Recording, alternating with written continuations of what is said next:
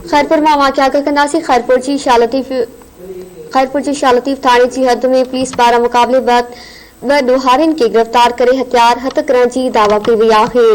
Police चवण आहे त शालतीफ़ पुलिस ॻुझो इतला मिलण बाद लाशारी पुल ते पहुती ॾोहारियुनि फायरिंग शुरू करे ॾिनी। पुलिस जवाबी फायरिंग करे ॾोहारी शाबान ऐं अमजद सुमरो खे ज़ख़्मी हालत में गिरफ़्तार करे वरितो। पुलिस चवण आहे त गिरफ़्तार ॾोहारियुनि जे कब्ज़े मां 2 मोटरसाइकिलूं 2 TT पिस्टल ऐं गोलियूं हथ कयूं वियूं आहिनि। ज़ख़्मी हालत में गिरफ़्तार कयल ॾोहारियुनि खे इलाज लाइ सिविल अस्पताल खैरपुर मुंतक़िल कयो वियो आहे। ब्रेकिंग न्यूज़ समाचार खैरपुर मां शेयर कयूं पिया। खैरपुर जे शालतीफ़ थाणे जी हद में पुलिस पारां मुक़ाबले बाद 2 ॾोहारियुनि खे गिरफ़्तार करे हथियार हथ करण जी दावा कई वई आहे। पुलिस चवण आहे त शालतीफ़ पुलिस ॻुझो इतला मिलण बाद लाशारी पुल ते पहुती ॾोहारियुनि फायरिंग करे ॾिनी। पुलिस जवाबी फायरिंग करे ॾोहारी शाबान ऐं अमजद सुमरो खे ज़ख़्मी हालत में गिरफ़्तार करे वरितो आहे। पुलिस चवण आहे त गिरफ़्तार ॾोहारियुनि जे कब्ज़े मां 2 मोटरसाइकिलूं 2 TT पिस्टल ऐं गोलियूं हथ कयूं वियूं आहिनि। ज़ख़्मी हालत में गिरफ़्तार कयल ॾोहारियुनि खे इलाज लाइ सिविल अस्पताल खैरपुर मुंतक़िल कयो वियो आहे। खैरपुर मां वाक़िया कयूं पिया। खैरपुर जे शालतीफ़ थाणे जी हद में पुलिस पारां मुक़ाबले बाद 2 ॾोहारियुनि खे गिरफ़्तार करे हथियार हथ करण जी दावा कई वई आहे। पुलिस चवण आहे त शालतीफ़ पुलिस ॻुझो इतला मिलण बाद लाशारी पुल ते पहुती ॾोहारियुनि फायरिंग शुरू करे ॾिनी। पुलिस जवाबी फायरिंग करे ॾोहारी शाबान ऐं अमजद सुमरो खे ज़ख़्मी हालत में गिरफ़्तार करे वरितो आहे। पुलिस चवण आहे त गिरफ़्तार ॾोहारियुनि जे कब्ज़े मां 2 मोटरसाइकिलूं 2 TT पिस्टल ऐं गोलियूं हथ कयूं वियूं आहिनि। ज़ख़्मी हालत में गिरफ़्तार कयल ॾोहारियुनि खे इलाज लाइ सिविल अस्पताल खैरपुर मुंतक़िल कयो वियो आहे।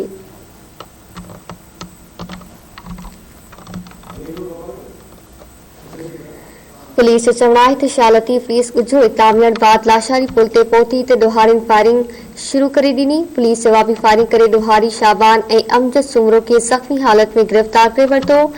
पुलिस चवण आहे त गिरफ़्तार ॾोहारियुनि जे कब्ज़े मां 2 मोटरसाइकिलूं 2 TT पिस्टल ऐं गोलियूं हथ कयूं वियूं आहिनि। ज़ख़्मी हालत में गिरफ़्तार कयल ॾोहारियुनि खे इलाज लाइ सिविल अस्पताल खैरपुर मुंतक़िल कयो वियो। खैरपुर मां ब्रेकिंग न्यूज़ समाचार शेयर कयूं पिया। खैरपुर जे शालतीफ़ थाणे जी हद में पुलिस पारां मुक़ाबले बाद 2 ॾोहारियुनि खे गिरफ़्तार करे हथियार हथ करण जी दावा कई वई आहे। पुलिस चवण आहे त शालतीफ़ पुलिस ॻुझो इतला मिलण बाद लाशारी पुल ते पहुती त ॾोहारियुनि फायरिंग शुरू करे ॾिनी। पुलिस जवाबी फायरिंग करे ॾोहारी शाबान ऐं अमजद सुमरो खे ज़ख़्मी हालत में गिरफ़्तार करे वरितो। पुलिस चवण आहे त गिरफ़्तार ॾोहारियुनि जे कब्ज़े मां 2 मोटरसाइकिलूं 2 TT पिस्टल ऐं गोलियूं हथ कयूं वियूं आहिनि। ज़ख़्मी हालत में गिरफ़्तार कयल ॾोहारियुनि खे इलाज लाइ सिविल अस्पताल खैरपुर मुंतक़िल कयो वियो आहे।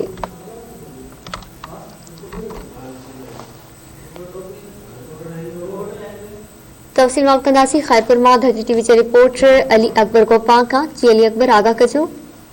जी, शालतीफ़ थाणे जी हद पुलिस में ॾोहारियुनि विच में मुक़ाबलो थियो आहे। मुक़ाबले में 2 ॾोहारियुनि खे गिरफ़्तार करण समेत हथियार ऐं गोलियूं हथ करण जी दावा कई वई आहे। उन सिलसिले में शालतीफ़ पुलिस जो चवण आहे त ॻुझो इतला मिलण बाद लाशारी पुल ते पहुची संदसि ॾोहारियुनि पुलिस खे ॾिसंदे ई पुलिस मथां फायरिंग शुरू करे ॾिनी ऐं पुलिस जी जवाबी फायरिंग में ॾोहारी शोबान ऐं अमजद सुमरो के ज़ख़्मी हालत में गिरफ़्तार करे वरितो आहे। शालतीफ़ पुलिस पिणु दावा कई आहे त गिरफ़्तार ॾोहारियुनि जे कब्ज़े मां 2 मोटरसाइकिलूं 2 TT पिस्टल ऐं गोलियूं पिणु हथ कयूं वियूं आहिनि ऐं पुलिस जो चवणु आहे त ज़ख़्मी ॾोहारी जेके आहिनि उन्हनि खे सिविल अस्पताल खैरपुर मुंतक़िल कयो वियो आहे ऐं खेसि वधीक जांच कई पई वञे। जी अली अकबर, तफ़सीलनि जे लाइ।